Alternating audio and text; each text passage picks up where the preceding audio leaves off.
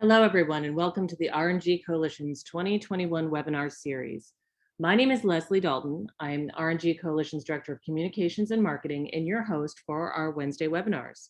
Nearly every week at 1 p.m. Eastern, our webinars feature expertise from RNG Coalition members and partners on a variety of industry-relevant topics intended to help educate the public about the environmental and economic benefits of RNG and to promote industry best practices. For a calendar listing of our 2021 webinars, please visit our website, rngcoalition.com. Today, our featured webinar presentation by Ashley Duplechien of Trillium is titled RNG, Fuel for Fleets Across America. All participants will be on mute, so please type your questions for Ashley in the chat throughout the webinar. Ashley, the floor is yours. Hi, this is Ashley Duplechien and Charles Love coming to you from Houston, Texas. We are with Trillium, which is part of the Love's family of companies, and we're going to talk to you today about renewable natural gas for fleets across America. A little bit of background on me. I've been with Trillium for over 5 years now, and I've been with the Love's family of company for about 6, and have worked with all kinds of major fleets in exploring options for clean fueling. And my name is Charles, as Ashley said, and I work primarily in RNG origination, focusing on dairies, wastewater treatment facilities, landfill gas operations, and helping them move that gas into the pipeline so we can use it as a transportation fuel. Good deal. Well, so today we are going to cover a vast myriad of topics. We're going to start with a little bit of background on the Love's family of companies and Trillium. And we're going to talk about RNG, what is RNG, who can benefit from the uses of RNG, and then we're going to talk about life cycle emissions, which I'm sure you've all tuned in to hear about. And more importantly, why life cycle emissions are important. And then we're going to wrap it up by going over a case study of our own internal fleet and how they have benefited from using renewable natural gas. And then finally, we'll talk you through creating your RNG game plan to move forward. So we're excited to spend this time with you, and hopefully we can answer some of your questions about why RNG is the most effective transportation fuel, specifically for heavy-duty transportation. Absolutely. Trillium joined the Love's family of companies in 2016. Love's is one of the largest privately held companies in America, founded in 1964 by Tom and Judy Love and headquartered in Oklahoma City. Love's has over 550 locations in 41 states, serving everything from over-the-road heavy-duty trucking to passenger vehicles. The Love's family of companies are vertically integrated. Our trucking company, Gemini Transport, has over 1,200 Class 8 trucks delivering fuel to all 550 locations. We'll talk more about Gemini later. We also offer maintenance services for Class 8 trucks, including oil changes, light mechanical at more than 400 of our locations, including tire care. Musket Corporation, our trading company based in Houston, Texas, buys and sells all the refined products, renewable diesel, biodiesel, oil, NGLs, etc., sold at Love's and other third parties in the industry. Trillium has over 27 years of experience designing, building, owning, operating, and maintaining CNG fueling stations. This experience gives us a unique insight into the challenges and opportunities related to using RNG as a transportation fuel. Ashley, who are some of the fleets that can also benefit from using RNG? Thanks, Charles. In addition to our heavy-duty customers who fuel daily at a Love station across the United States, Trillium also serves a multitude of heavy-duty and medium-duty fleet types, including transits, trash haulers, and school bus fleets.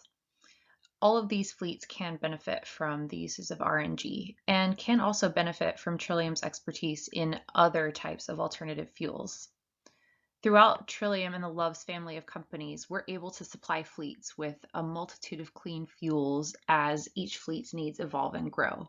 So, if you learn something here that you like about renewable natural gas, but also have questions about something like renewable diesel or hydrogen, please feel free to reach out to myself or Charles to talk about any one of the things that you see listed here.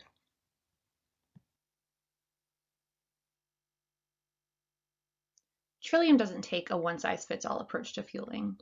In fact, we take a customer-centered approach. We can partner with you at any stage of your station development to help you maximize efficiency, cost savings, and operating performance. One of the ways that we can do that, in fact, is by supplying renewable natural gas, which we're here to learn about today. Trillium first starts with strategic development. We partner with fleets to plan, design, and build customized fueling solutions to meet their needs. We then maintain and optimize that station. Trillium stations run about 10 to 20% more efficiently than some of our competitor stations due to our proactive approach to real-time monitoring, maintenance, and service. Finally, we adapt and grow with our customers. We meet with them very regularly to evaluate their evolving fueling needs and adjust equipment and energy supply as needed. Finally, our 24/7, 365 service model has helped us achieve one of the highest customer satisfaction ratings in the industry, and we have an over 99% uptime for our network of stations. Now, starting with the first big question, what is RNG? RNG stands for Renewable Natural Gas. Renewable natural gas is a low-carbon, naturally occurring, and plentiful fuel made up of captured methane sourced from organic waste streams like green waste and livestock manure that would otherwise escape into the atmosphere. Because of federal and state-level low-carbon fuel programs, some examples are the Renewable Fuel Standard or California's LCFS program, RNG can be used as a transportation fuel that is on par with or even cheaper than diesel.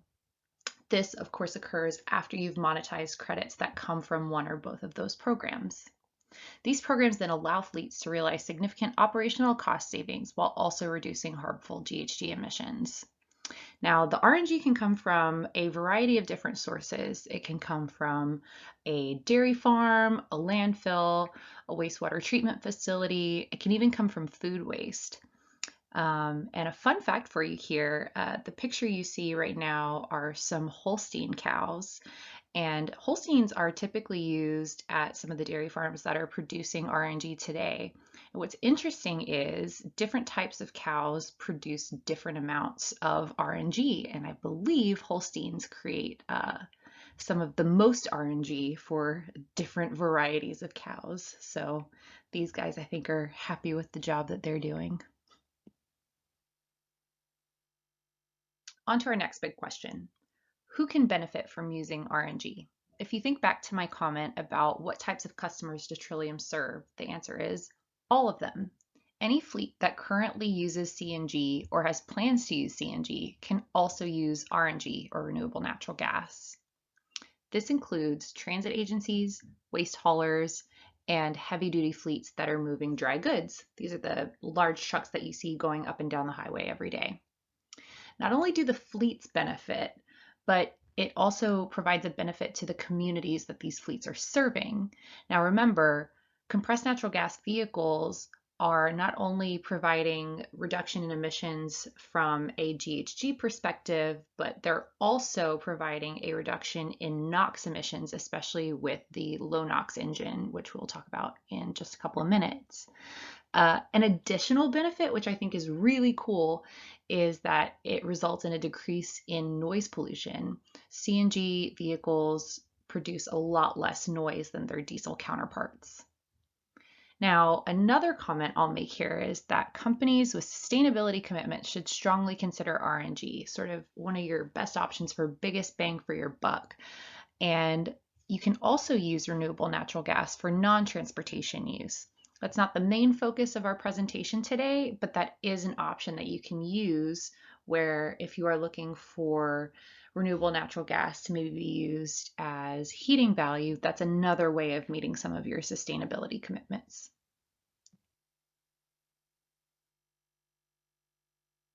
Let's talk a little bit about what the economic opportunity looks like when using renewable natural gas for transportation. As I mentioned before, RNG, when used as a transportation fuel, is a low carbon fuel compared to diesel or fossil natural gas. Because of that fact, it creates different types of credits under various programs in the United States. The first being the Renewable Fuel Standard Program. When you use RNG as a transportation fuel under the RFS, you create what's called a RIN credit. That credit has monetary value. The same is true in California under California's Low Carbon Fuel Standard Program, which is a market-based incentive program designed to decrease the carbon intensity of California's transportation fuel.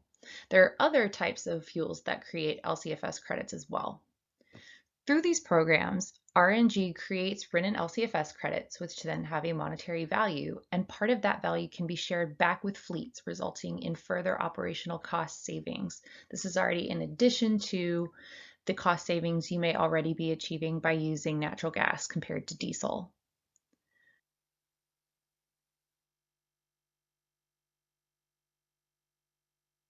I won't go into much further detail about the Renewable Fuel Standard Program or California's LCFS simply because we don't have enough time today. I have, however, included links to both official program websites and would encourage anyone from your sustainability or operations team to go in and really read up on those programs to understand them a little bit better. And then if you find yourself with any questions, feel free to reach back to one of us and we would be more than happy to talk to you about it. Another great thing that I'd like to point out about RNG and the opportunity to use it is that RNG is unique because unlike some other renewable fuels, the technology to produce it is already in existence, and RNG can be used to address environmental concerns today.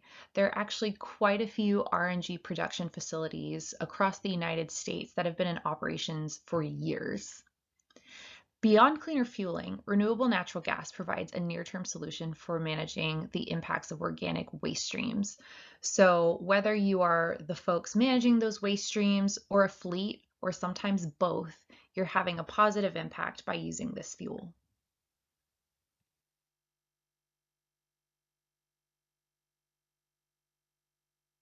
One final thing I'll say about renewable natural gas being available in the near term is that it can really be compounded when used in conjunction with the Cummins Westport low NOx engine. That engine achieves NOx emissions levels 90% below the current EPA standards.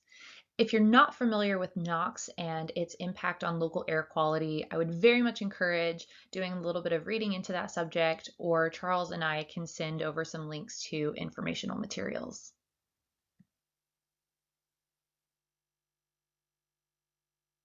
So as we've seen, RNG can provide value as transportation fuel in compressed natural gas vehicles and beyond. It can even be used for a feedstock for some other types of alternative fuels that you see listed here.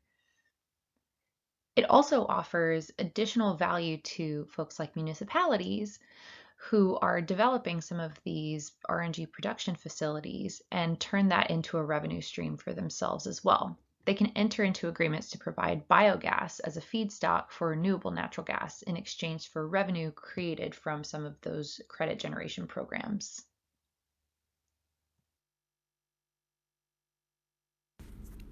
Reducing greenhouse gas emissions is a top priority for countries, states, and companies.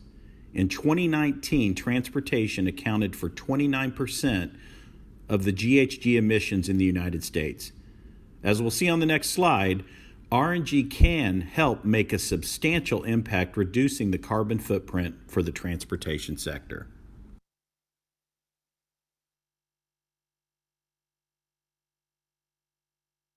Here you can review and compare the carbon intensity of some key transportation fuels used in the United States. The scores here are reflective of 2020 data from CARB and are also reflective of heavy-duty trucking application. You'll note that RNG from various sources can have different carbon intensities, with dairy being the lowest all the way to the right.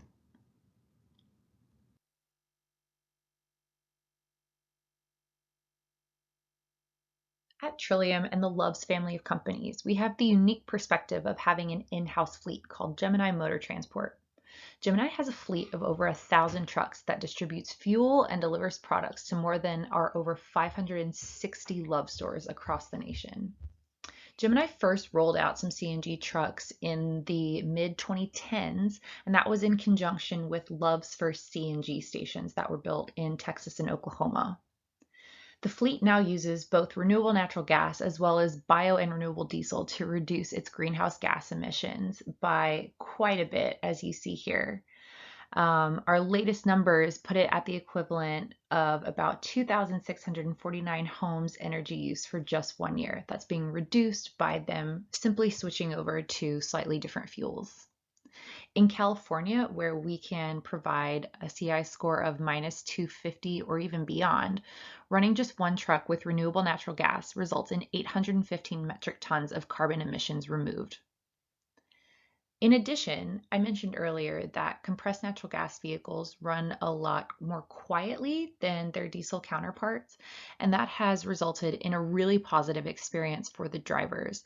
They've also noted that they don't come home smelling like diesel fumes that they would have sometimes otherwise experienced, and it also gives them this really great sense of ownership and leadership in their community and in the greater fleet industry, as folks who are really pioneers and using this really cool low carbon fuel.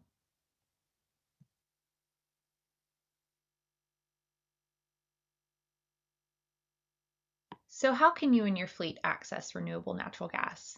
You're going to want to come up with a game plan. The first step, I would say, is analyze your fuel consumption. If you're already a CNG fleet, you're 99% of the way there. Take a look at your utility statements, your provider statements, get to a place where you know your average daily consumption or your average monthly consumption. That's going to be a really big first step. You then want to reach out to fuel suppliers with quite a bit of advance notice, because at the moment there's still a number of RNG production facilities still coming online. And so you're going to want to be able to plan ahead, make sure that there is going to be enough fuel for you, not just in the short term, but also planning for more long-term consumption. Now, if you're not already using CNG and you're still just using diesel, you're going to want to leave yourself a little bit more room, because you're going to have to also work on ordering your compressed natural gas vehicles. So I would recommend reaching out to a provider somewhere in the neighborhood of 9 to 12 months in advance before you would like to roll out this new program and make that transition. There are also tons of grants out there available across the United States that can help not only with acquiring new CNG vehicles, but also building new CNG fueling stations, or sometimes even expanding existing stations. The key here is to start planning early. So with that, I'm going to open it up to any questions that you guys may have and look forward to talking with you some more.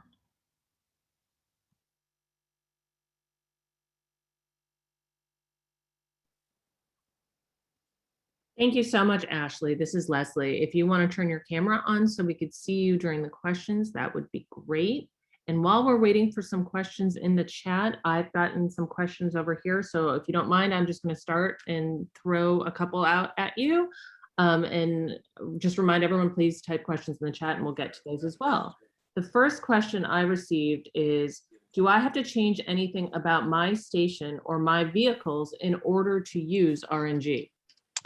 Really good question, and something that I've gotten pretty often. And I think that's likely a result of people maybe having come across some other alternative fuels like biodiesel, where you do end up having to separately mark some of those dispensers.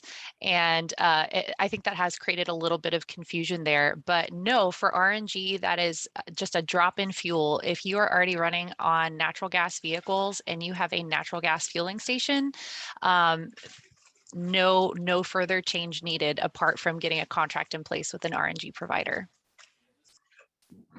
That's great, thank you. One of the other questions I received is, does my RNG source have to be local? Gotcha. Another really good question. And again, something that comes up really often. I think people, get the idea that if they want to have renewable natural gas, they're going to have it in their backyard. Definitely not the case. Through the RFS and LCFS as well, something called book and claim is allowed. So you could receive RNG from down the road, or you could be receiving it from a completely different state. As long as you can draw a continuous line from the area where the RNG is being produced through the natural gas pipeline system across the United States over to the final fueling station, that is allowed. So you could be in California and getting gas from Oklahoma. That's great to know. Thank you. I believe there's a question waiting for you in the chat. Good deal. Can you talk a bit about renewable diesel? This is the first I have heard of it. I can talk a little bit about renewable diesel. So it is just well, I can say I'll speak very briefly on it because I am not an expert here, but I do have team members here at Musket who are the experts on renewable diesel. It is just a renewable form of diesel. I believe the feedstock is what makes it considered renewable. It has a different CI score compared to biodiesel, which is more of a blend of fossil diesel and a 100% bio blend. You then take the two, they get mixed usually on site at a truck stop. Renewable diesel has a different carbon intensity. Beyond that, I would be happy to point you in the direction of my colleague, Pat and Collie, who could probably answer any questions you guys have about it. One other thing I'll say there too is that is also a drop-in fuel. To the best of my knowledge, but right now it's really only available in LCFS states. So that's the last note I'll make there. Great. I see that someone has raised their hand, so I will go unmute that right now.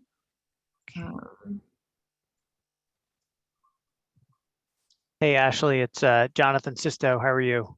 Hi, doing well. How are you? Thank you for your time today. Maybe you could take a moment and speak about the changing regulatory environment. It seems like there's other states beyond California that are kind of moving in the direction of California. And, you know, are there any sort of guideposts that we should be watching for over the course of 21 and into 2022? Thank you. Absolutely. Yeah. So as Jonathan mentioned, there is the LCFS program out in California, which I mentioned during the presentation. There's a very similar program that currently exists that is up in Oregon, so just neighbor up to the north. Not quite exactly the same credit values, but operates in a very similar fashion. And then finally, another program just was approved up in Washington that I believe is going to be implemented in 2023. So nothing that can really be of use today, but definitely something that you can start planning for if you guys have a fleet that operates in the state of Washington. In 2023 and beyond, you're going to have access to additional value on top of your RINs for renewable natural gas. And then finally, sorry, one more thing. I know that there is a grouping of states on the East Coast that is a little bit further behind where Washington is, but I believe they're also pushing for a LCFS type program to be implemented, but that's going to be some years out. Thanks, Ashley. I think that you kind of touched on this question, but I'm going to ask it because I received it anyway, and maybe you could expand a little further. The question is, can I only get RNG in California? Yes, and no, you can get RNG outside of California. Yes, the question is another really common one. I think some folks have gotten the impression that because RNG is more valuable in California because of that LCFS program, that's really the only place where they will qualify to get it, or that's the only place where producers are going to be interested in supplying it. Definitely not true. We're supplying renewable natural gas to fleets all across the United States, coast to coast. So it is available in all locations. As long as you are tied into, a natural gas pipeline, you should be able to access it. Something I will say is that there's still quite a few projects coming online, and there's obviously not enough in production to meet demand, at least to the best of my knowledge. But as the years roll on, more production coming up, more becomes available. Thank you. And I just want to remind everyone, please feel free to type questions in the chat. I have 2 more, but I just want to make sure everyone has a chance to ask all the questions that they have as well. So one of the other questions I received is, how can RNG have a negative CI score? Another really good one. So the RNG, namely some of the dairy and swine manure projects that you'll see with the lower CI scores, that's really reflective of capturing and then burning as fuel methane that would have otherwise escaped into the atmosphere. And because methane has a higher heating potential even than carbon, its carbon equivalent that you're then getting rid of is what effectively results in that negative carbon intensity score. So you're basically setting a baseline of what would have been happening anyway. You're taking that methane away and putting it into an engine instead that's clean burning, and therefore achieving a negative CI score. Thank you for that. The last question I have, and again, I just want to remind everyone, please put a question in the chat if you have it. So this is my final question that I received, and it's, how can I track my carbon savings? Sure. And so I can speak to this at least on a company level. And we have implemented a system where each month when we're sending out the monetary rebates or checks or ACH payments, however that payment is dispersed to our customers, we'll include what type of RNG the customer was receiving, as well as the CI score attached to that production facility. And then we'll actually calculate what that impact was for the month. And then we'll take it a step further now, and we can give them sort of an equivalent of, what is that in terms of cars removed from the road in a year, et cetera. And actually the EPA has a really cool calculator that you can access yourselves and just go in, type in some simple inputs and do a little bit of math on there, and it'll turn out some cool information for you. But beyond that, if you guys are looking for anything really specific, if you have some company mandated reporting requirements, that's obviously something we can talk about and come up with a customized solution. I think there's a question in the chat. Yep, I think we just got 2 more. All right. It says, in Europe, some fleets are transitioning to liquid RNG, also called bio LNG. Will that be the case in the USA in the future? So that's actually something that's going on today. I spoke mostly about CNG because that is the land that I operate primarily in. However, you can also direct RNG to liquefaction facilities. The difference being that operationally speaking, if you're using RNG to go to CNG, that credit generation happens when it's coming out of the dispenser. I believe whenever it's for LNG, it's when the RNG is sent to the liquefaction facility and that liquefaction process happens. You then have to take that LNG and physically deliver it to a site to then be consumed as renewable natural gas by the fleet. But that's something that happens today. There are some major fleets that are doing that. So it really just depends on which truck application you decide is best for you, whether it's liquid gas or compressed gas. And then let's see, we've got another question here. Is Trillium considering expanding with stations towards the DC metro area from Pennsylvania? Why or why not? Let me start with Pennsylvania. I know that we do have that project with PennDOT. I will be the first to admit that I am not the best with geography, especially as it relates to Pennsylvania. I grew up in Louisiana, so not exactly nearby, but that project did have quite a few stations throughout the state. So there could be some that are on major thoroughfares on the way to Washington, DC, but I would have to look into that a little bit more. That's definitely something, if you guys want to follow up with us in an email, I can try and find out. As far as the DC metro area, again, personally, I haven't heard of any public access stations that are being built out there, but I can double check and get back to you. Great. And then, oh, there's another question. Let's see, Eric. All right, RNG seems about 10% of the size of the renewable diesel market. Where do you think the RNG market will be heading in the coming years? I've been seeing a pretty interesting increase in interest from fleets around renewable natural gas recently, although the same can be said for renewable diesel and biodiesel. I think that's really just a reflection of more focus coming on to sustainability in the corporate world. Obviously, that's been a lot more prominent in the past from folks like transit fleets and waste haulers. But I think we're probably going to continue to see some growth with renewable natural gas in the future. And I think that'll probably be especially prominent in the states that do have those LCFS programs. Just waiting one more second to give anyone, I see that hand raised again. Okay. Ashley, how big is the renewable natural gas market in the US today, if you had to guess from a dollars and cents standpoint? Oh, I know I have an analyst over here who could probably give me a number.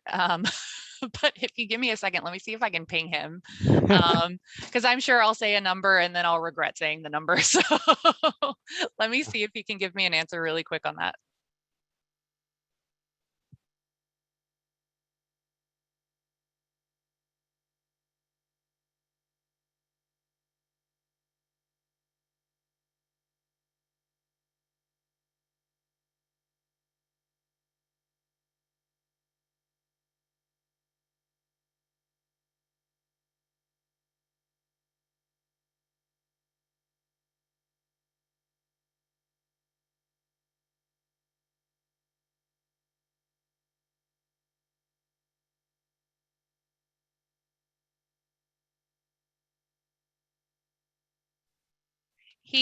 He's trying to do some quick math here, but I think that might be one that I'm going to have to follow up with you on via email.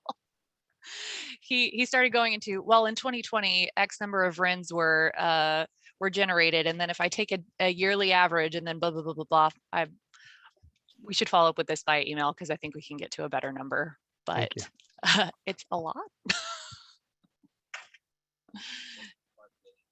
Which everyone should note that you put your email in the chat, so people should feel free to reach out to you after the webinar if they have any follow-up or further questions. But I want to give everyone another second to ask any questions that they may have. Otherwise, like I just said, her email is in the chat. So if there are no other questions, Ashley, this was great. I learned a lot. So I personally want to thank you. And then on behalf of our RNG Coalition, of course, I want to thank you and everyone for participating today. I thought that this was really interesting. A recording of this webinar will be made available on our website, rngcoalition.com, later today for anyone who wasn't able to participate or just wants to watch again. So thank you again, everybody. This was great. I hope that you have a great rest of your day. Thank you guys. Take care. And yeah, do not hesitate to reach out if you have any more questions. Wonderful. Thanks. Bye-bye. Bye.